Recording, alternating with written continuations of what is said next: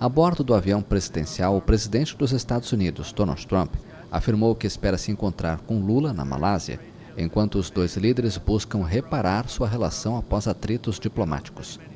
Acredito que nos reuniremos sim, disse Trump a jornalistas. Ao responder se estava disposto ou não a reduzir as tarifas sobre o Brasil, afirmou, sob as circunstâncias adequadas.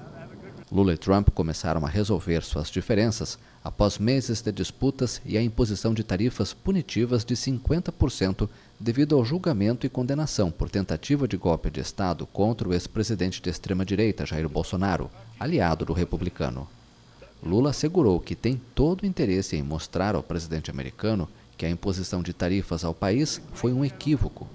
A expectativa é que o encontro ocorra à margem da reunião das nações do Sudeste Asiático, a ASEAN, que começa neste domingo.